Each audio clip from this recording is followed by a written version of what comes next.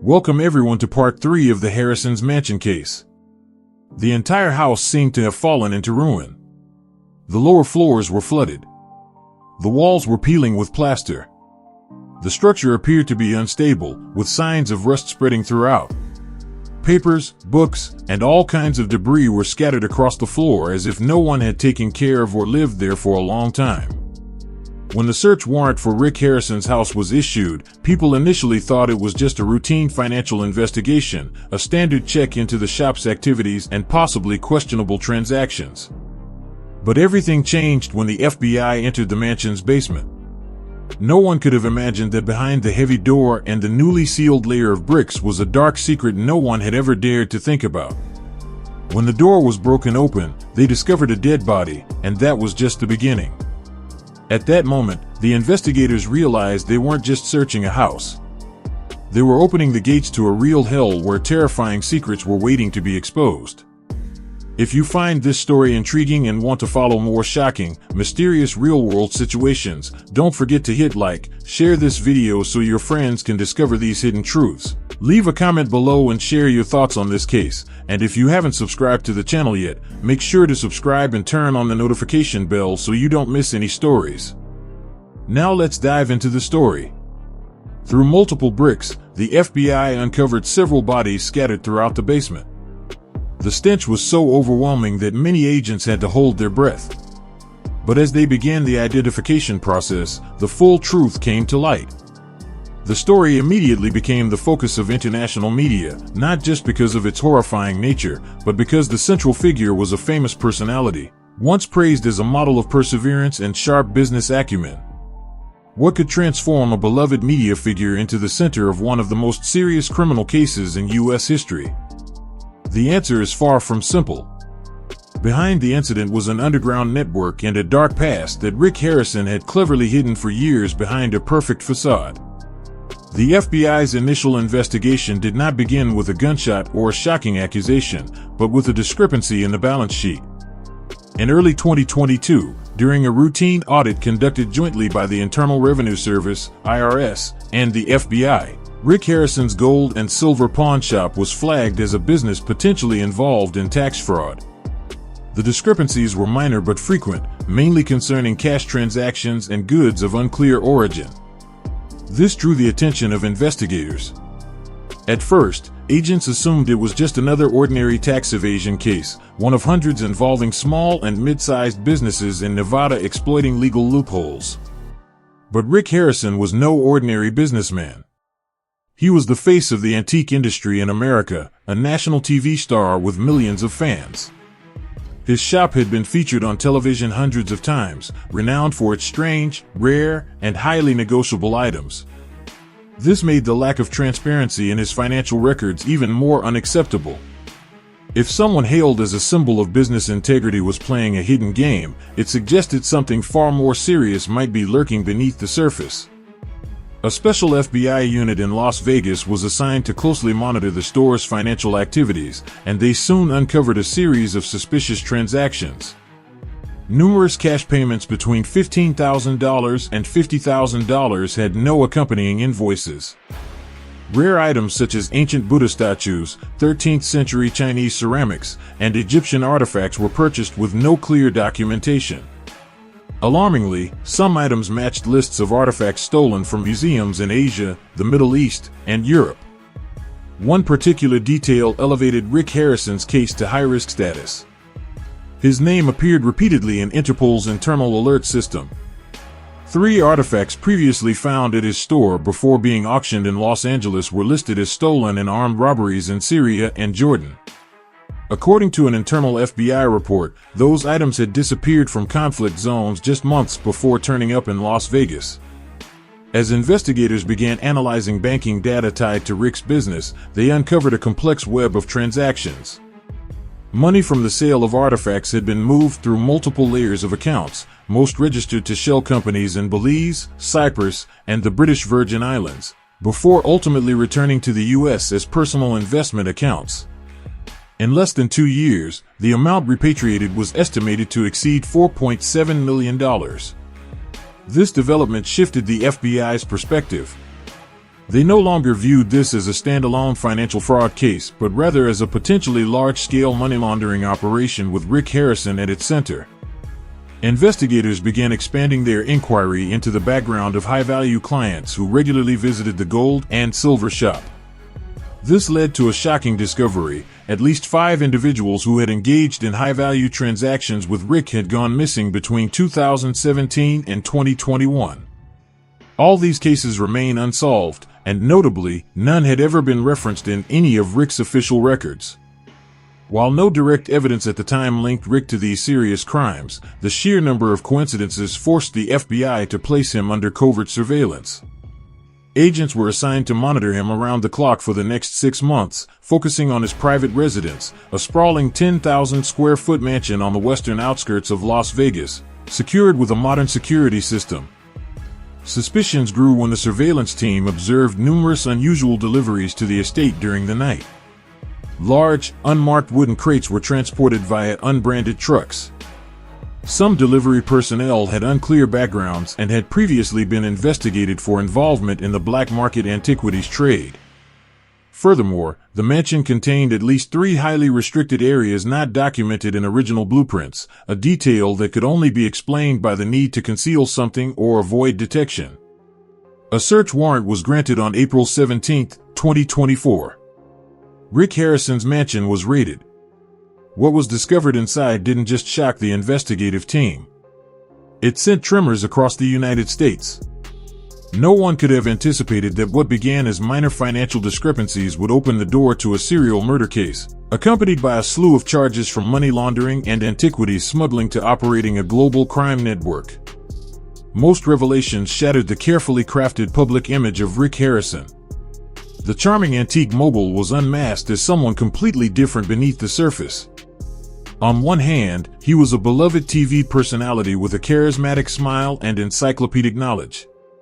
On the other, he stood at the center of the most horrifying criminal case ever to emerge from the American reality television industry. Rick's mansion, the center of the mystery. Rick Harrison's estate sat in the affluent suburbs of West Las Vegas, once described by Lifestyle magazine as a haven for history enthusiasts.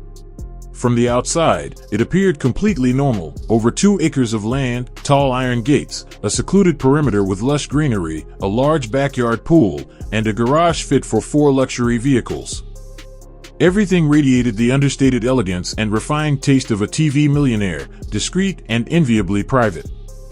But behind that polished exterior was what FBI agents later described as a nightmare designed by an architect armed with a search warrant and backed by a forensic support team.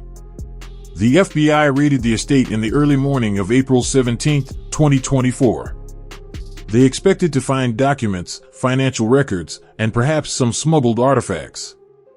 But no one was mentally prepared for what awaited them behind the heavy locked doors. The moment the investigators stepped inside, there was an undeniable sense of strangeness in the air. The interior, though luxurious, gave off a chilling feeling, not because of the temperature, but because of the atmosphere.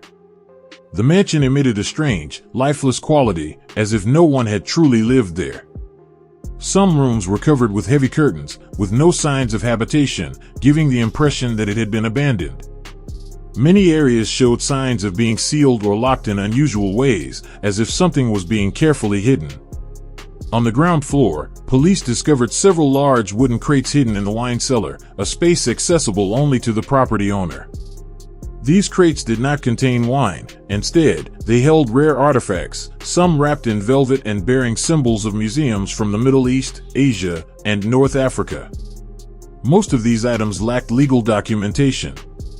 Many matched descriptions of stolen objects from armed robberies between 2016 and 2022. However, the real horror began when an agent accidentally discovered a hidden room concealed behind a false wall in Rick's private library. The small room had no windows, was eerily quiet, and completely sealed. Inside was a decomposing corpse wrapped in a tarp. The body had no identification, but an old watch found nearby was later confirmed to belong to a collector who had gone missing in 2019. This discovery triggered the FBI's special protocol, and the entire estate was locked down. Forensic teams were deployed at full strength, and the search warrant was expanded. Over the next 48 hours, 24 more bodies were exhumed. Some were hidden in basement storage areas, others buried beneath hollow wooden floors, and some placed in locations not included in the original architectural blueprints. This indicated Rick Harrison had made illegal structural modifications to conceal bodies. All corpses were in various stages of decomposition, some having been there for over 5 years, according to the forensic report. Most of the victims were men aged 30 to 50. Some were identified as individuals who had been reported missing from neighboring states, while others couldn't be immediately identified due to missing fingerprints or soft tissue. What raised concern for investigators was the common thread among many of the victims. They had all been involved with the gold and silver pawn shop or had engaged in illegal antiquities transactions with Rick. This pattern further fueled suspicions about the connection between the missing persons and Rick's criminal activities. These findings only made the link between the disappearances and Rick's illicit dealings more apparent.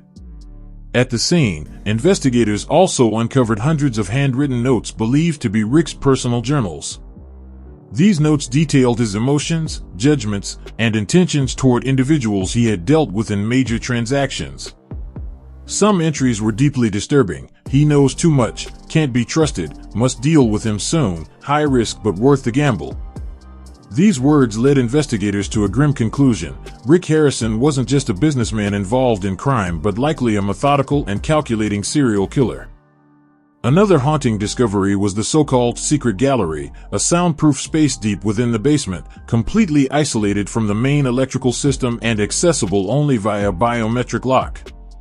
Inside, investigators found strange objects, photographs of victims, their personal belongings, IDs, and what appeared to be trophies collected after their disappearances. Some called it a distorted memorial, but to the FBI, it was undeniable evidence of a cyclical psychological pattern, a mechanism by which the killer preserved memory and power over each victim. When Rick Harrison was arrested, he showed no panic. According to one agent, he remained eerily calm, offering no resistance or explanation. He simply stood silently as police sealed off the home that had once symbolized his success. That unsettling calm only reinforced the theory that Rick's actions were deliberate and premeditated, that he knew exactly what he was doing and had hidden it for years, even from family and close friends. The case quickly became a nationwide phenomenon. The public was shocked to learn that a beloved television program and a man trusted by millions had lived a double life for over a decade. The media swarmed Las Vegas, with cameras and reporters crowding outside the estate, once a lavish retreat, now the crime scene of one of the most disturbing cases in reality TV history. If you find this story surprising and captivating, leave a comment with the number 1. If not, leave a comment with the number 0. Now let's continue the story together. Inside the mansion, every door opened revealed another layer of secrets. The deeper the investigators dug, the more they realized Rick Harrison had turned his home into a graveyard for deadly secrets, a place where his empire was built not just on knowledge and wealth, but blood and silence. What horrified the public was not just the number of victims, 25 in total, but the realization that Rick had lived among their remains as if they didn't exist. As if death itself was a component in the ruthless negotiations that shaped his decades-long career in the treacherous world of antique dealing. And so the question remains, cutting into the collective psyche like a knife, how can one man maintain two lives? One man lives under the spotlight of television while the other lurks in the cold shadows of calculated murder for nearly a decade, unnoticed by anyone. 3 individuals revealed the existence of an underground criminal network. When the search of Rick Harrison's estate concluded, investigators realized that what they had discovered was only the tip of the iceberg, and the submerged part could be far deeper and broader than they had ever imagined. The bodies discovered were not simply the result of the rampage of a lone madman or uncontrollable rage. Everything was too systematic, too quiet, too perfect. This led the FBI to a hypothesis that needed verification. Rick Harrison was not just a murderer, he was a key player in an organization, an international crime network where antiques were used as a cover and human lives were the price paid to protect the operation. Analysis of the electronic data retrieved from the estate, including hard drives, personal servers, and encrypted phones, revealed a closed communication system using anonymous platforms like Anchorot and SkyECC. The FBI, in collaboration with Europol, decrypted the data and discovered hundreds of messages sent directly from Rick's devices. These messages contained unmistakable details, delivery locations, item codes, value symbols, and mysterious payment terms like black rice, gold, and blood formula, slang terms used in illegal antiquities deals Among Rick's known contacts, at least 12 individuals were identified with criminal records related to artifact smuggling. These individuals were members of organized crime groups operating in Turkey, Iraq, Egypt, and the Balkans. Notably, 2 of them, known by the aliases Farouk and SM, were on Interpol's Red Alert list.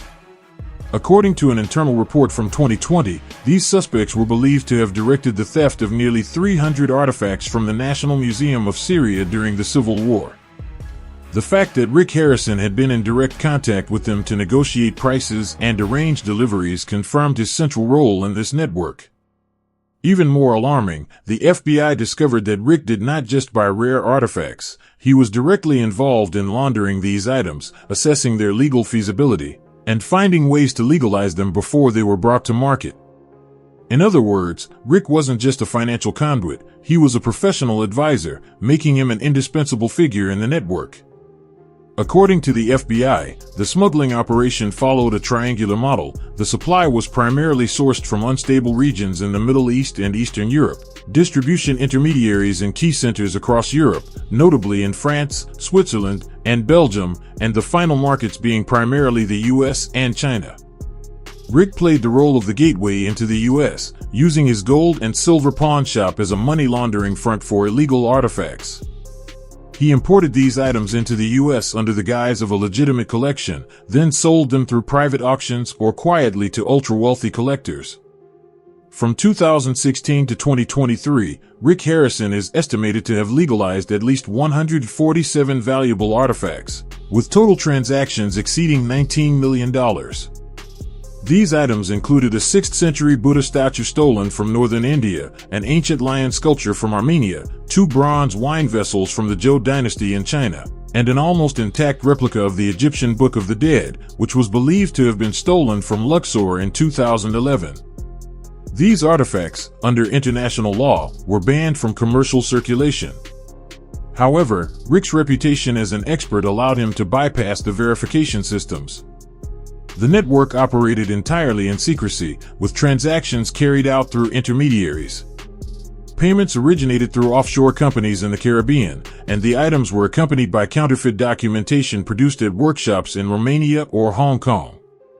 Those who dared to oppose or question Rick Harrison's activities simply vanished. Their bodies now lie among the 25 bodies found in the estate he built with the proceeds from his crimes.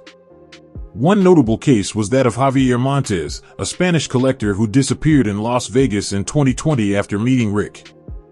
According to his wife, Javier had expressed concerns about the questionable origins of some artifacts Rick had gifted him shortly after he disappeared without a trace.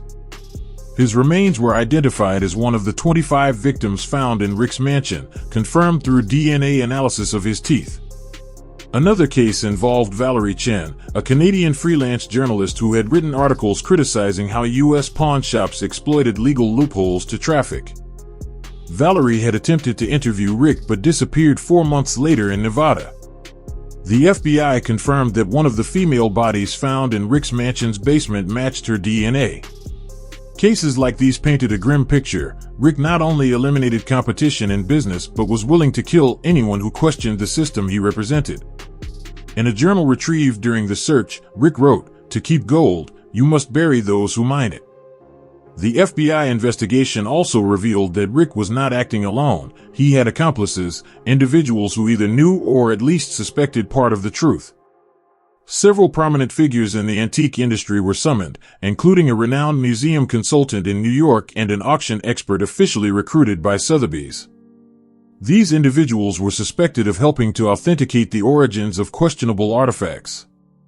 While no formal charges were filed against them, the list of suspects continued to grow. Part of the answer lies in Rick's personal reputation as a television personality. Rick built a natural media shield that not everyone can achieve. He appeared on TV as a man passionate about history, curious, and composed. Viewers not only enjoyed the fascinating stories he told but also trusted him as a reliable expert capable of analyzing and appraising rare artifacts. Rick hosted many talks, participated in exhibitions, and maintained good relationships with prestigious historical organizations, further solidifying his status in the public eye. Any doubts about him were quickly dismissed, as no one could imagine that someone like Rick, with all his prominence and credibility, could be involved in smuggling. Rick Harrison, a smuggler? No way, is what most people thought when they first heard the rumors. The other part lay in the nature of the antiquities trade. In this world, the boundary between legal and illegal is often blurred. Few items have perfectly traceable origins, and authenticity is often based more on the trustworthiness of individuals than objective documentation.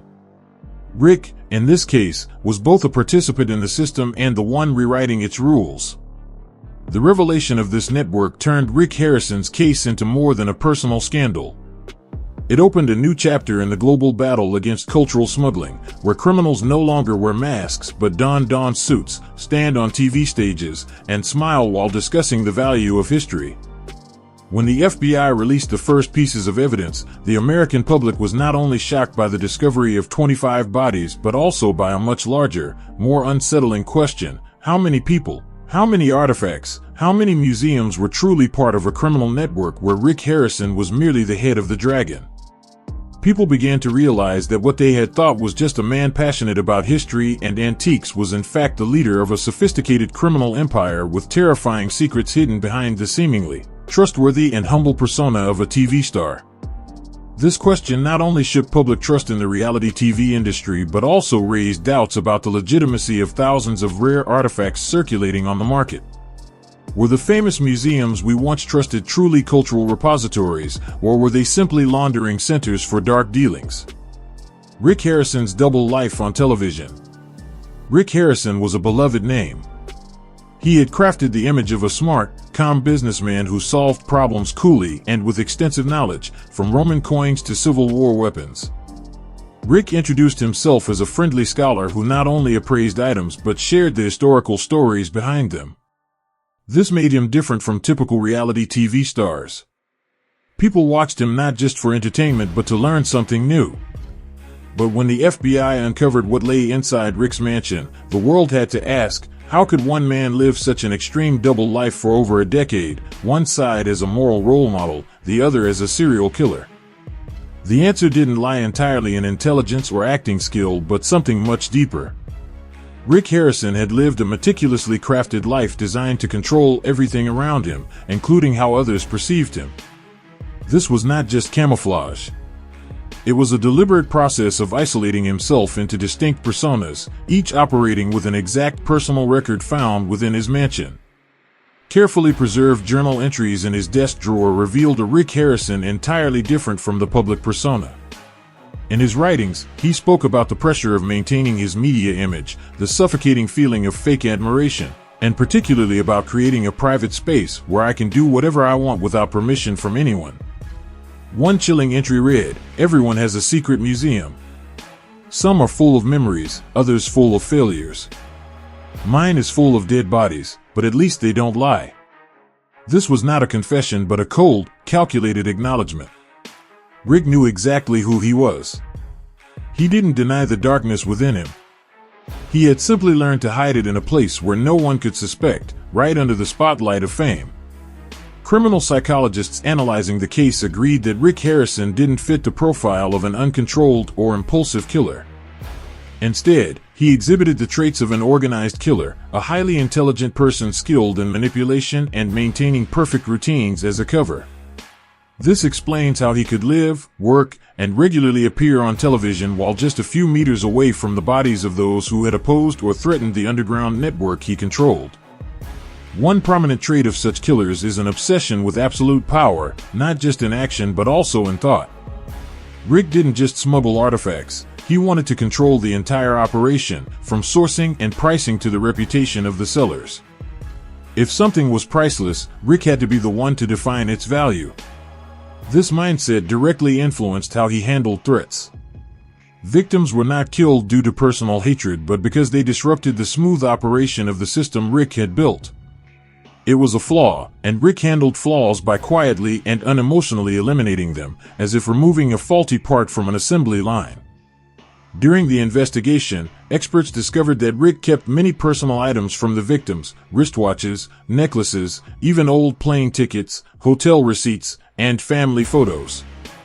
These items were neatly organized in display cabinets in a secret room locked with a fingerprint lock which only Rick could open. The FBI called this his crime memorabilia vault, and to Rick, when he jotted something down on paper, it was his real ledger. "This is the real ledger. I don't count money, I count those unworthy of life." This obsession with collecting, though bizarre, revealed another darker layer of Rick's personality. He didn't just kill to cover up his crimes or eliminate obstacles, he killed to preserve memories, just like he valued a rare Roman coin or an 18th century rifle. Rick treasured the lives he had taken as trophies in his underground world. This wasn't a form of honoring achievements, it was his way of marking his horrific conquests. This time, the prizes Rick collected were the extinguished lives of his victims. The divide between TV Rick and Dark Rick didn't stem from childhood trauma or personal tragedy. According to psychological reports requested by the FBI, Rick had a normal childhood, was not abused, and had no history of mental illness. However, since childhood, he had exhibited signs of an obsession with superiority. He enjoyed winning, proving others wrong, and especially hated being interrogated. High school teachers described him as a quiet, socially unremarkable child, but one who always wanted to be the only one with the right answers. Fame didn't shock Rick, it had become a tool. Throughout his 10 years on Pawn Stars, Rick never made major mistakes. He controlled the content, only appearing when everything was perfectly prepared, and steered clear of tabloid media. This showed he deeply understood the power of perception and used it as a shield against any doubt. His mastery in controlling his image is what shocked the public when the truth came to light. Rick was not a recluse or an unstable individual, he was the embodiment of reliability, and when people realized that even a symbol of trust could be a cold-blooded killer, it shook the foundation of societal security. Rick's audience primarily consisted of middle-class Americans who believed in individual effort and the dream of building wealth from nothing. They admired Rick because he was living proof of that dream. This case not only hurt them but also made them feel betrayed, as if Rick not only killed people but also destroyed their trust in the media and the image of success. This split, this duality, did not stop with Rick as an individual.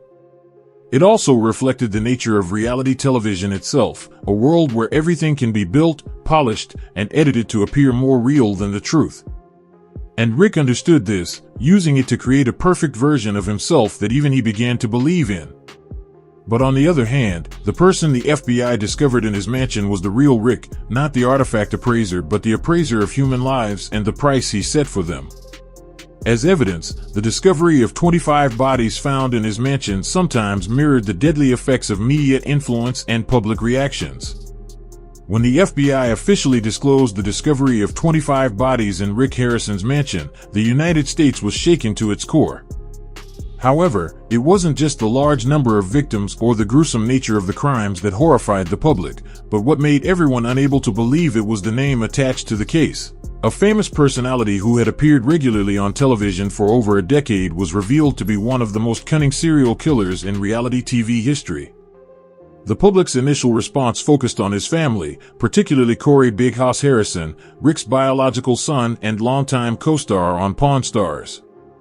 Corey was not only the heir by blood but also the direct successor of Rick's television legacy. The sudden allegations against his father, a serial killer, leader of an international antiquities smuggling network, and a man leading a double life in the family mansion, put Corey directly in the spotlight, under surveillance and being personally investigated. The media immediately demanded answers. Did Corey know about Pawn Stars? Corey was described as a cheerful, sometimes naive person who always stood by his father through major deals in a show that lasted over a decade and aired over 500 episodes. Many found it hard to believe that Corey hadn't noticed anything unusual about his colleague father. Public opinion split into two factions, one expressing sympathy, seeing Corey as a victim, and the other criticizing him for possibly knowing but staying silent for personal gain. In his only public appearance after the incident, Corey briefly told the cameras, "I didn't know. If I had known, I wouldn't be here today. I'm his son, not his accomplice." But his words did little to quell the wave of doubt. Some internet users dug up old interviews, analyzed clips from the show, and searched for clues in Rick's behavior that Corey might have noticed. No one could say for sure, but it was clear that Corey's image as a loyal heir had now been tarnished by suspicion. The shock for the production team didn't just stem from the crimes, but from the realization that they had spent over a decade filming and interacting with a killer without anyone suspecting a thing. According to an anonymous production assistant interviewed by Hollywood Reporter, Rick had always controlled all backstage activities from script editing to filming schedules. He was never overly friendly, but he was always on time, professional, and never lost his composure. Looking back, that calmness was truly the most terrifying part. When the scandal broke, History Channel had no choice but to cancel the show permanently, despite Pawn Stars being one of the longest running and most profitable brands for the channel. Advertising contracts, international distribution rights, and even store tour contracts were all terminated within 10 days. Many longtime crew members who had been with the show from the start found themselves suddenly unemployed. "I feel like I helped create a media monster," admitted one cameraman. The gold and silver pawn shop truly became a trap. Music. The Life Store, once a major tourist attraction in Las Vegas, was also closed indefinitely. The building was sealed off for investigation, and tourists completely avoided the place. Those who had once visited to buy a small piece of jewelry and perhaps meet Rick Harrison in person now wanted to forget they had ever stepped foot there. Rick's family was shattered. His wife, who occasionally appeared in behind-the-scenes footage, disappeared from public view and was believed to have left Nevada. The children remained silent completely. According to some sources, they were cooperating with investigators to identify which family assets were obtained through illegal activities, a necessary step to avoid criminal liability. In late March 2025, Rick Harrison was officially charged with 29 counts, including first-degree murder, operating an organized crime syndicate, smuggling antiquities, money laundering, and obstructing law enforcement. The prosecution process was expedited after nearly 3 months of investigation involving over 70 federal agents and criminal experts. Music. By this point, there was no doubt that Rick Harrison was the key figure in a series of organized murders carried out within his own mansion, where the FBI discovered 25 bodies carefully hidden, turning the land into a cold museum of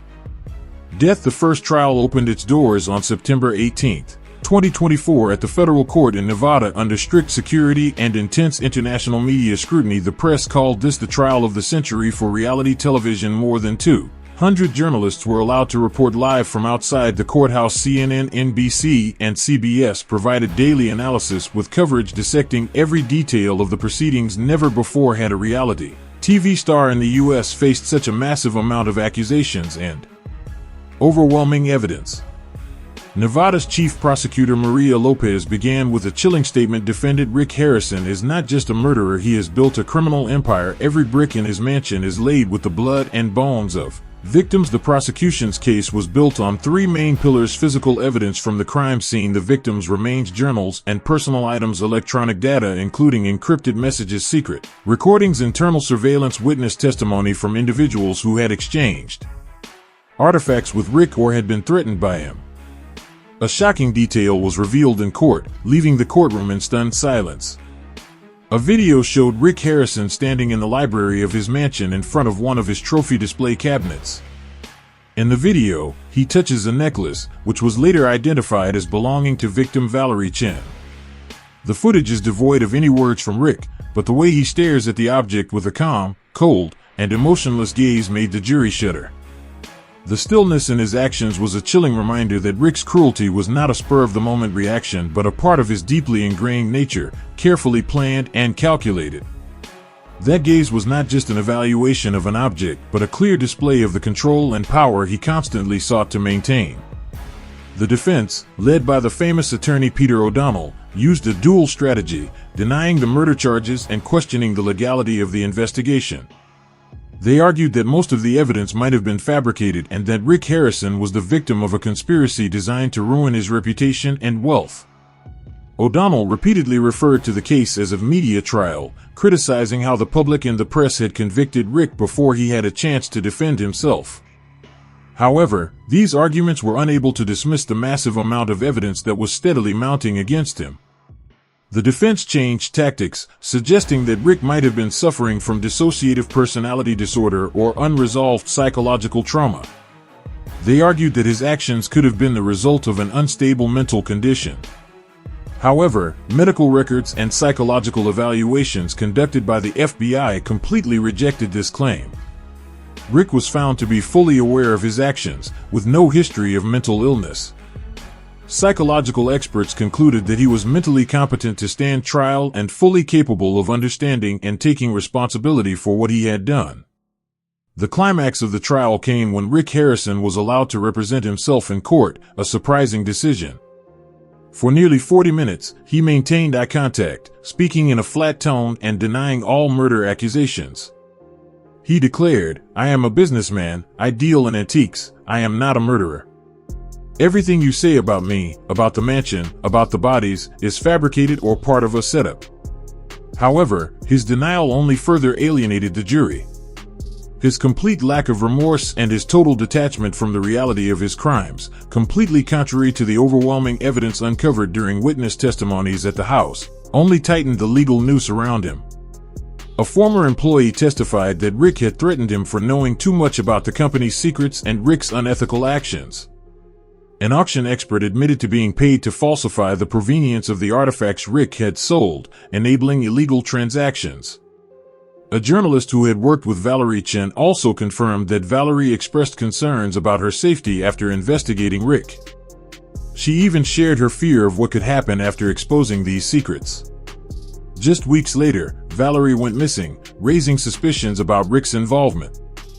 These testimonies not only provided crucial details but also revealed the dangerous relationship between Rick and those around him. Finally, after nearly 7 weeks of litigation and over 80 court sessions, the 12-member jury unanimously delivered the verdict. Rick Harrison was guilty of first-degree murder for all 25 confirmed victims, along with charges related to trafficking, money laundering, and running a transnational crime syndicate. The sentence was life in prison without parole. The court also ordered the confiscation of all Rick's assets, including his mansion, gold and silver pawn shop, international bank accounts, and his multi-million-dollar artifact collection. When Rick was escorted out of the courtroom, he did not look back. He walked as if resigned to his fate, not like someone betrayed, but as someone with secrets fully exposed. With an emotionless expression, he disappeared behind the steel doors, carrying with him a past that America wanted to forget but would never forget. Rick Harrison, from a national TV icon, became a multiple offender, a serial killer, and the mastermind behind an international antiquities trafficking network. He not only brought about his own downfall but also left behind a dark legacy for reality TV and, more broadly, for the public's perception of truth and trust. The trial has ended, the verdict has been delivered, but the cracks left by Rick Harrison's case in the fabric of American society remain. In academic forums, media conferences, and journalism classrooms, the name Rick Harrison has now become a textbook example of the double-sided nature of public image, a clear reminder of the failure of both the public and the reality TV industry to look beyond the shiny surface. What do you think of this case? Which part of it gave you the chills? Leave your thoughts in the comments below. I'd love to hear your perspective. Don't forget to like, subscribe, and hit the notification bell so you don't miss more stories even more chilling than fiction, because the truth is sometimes scarier than imagination. See you in the next videos.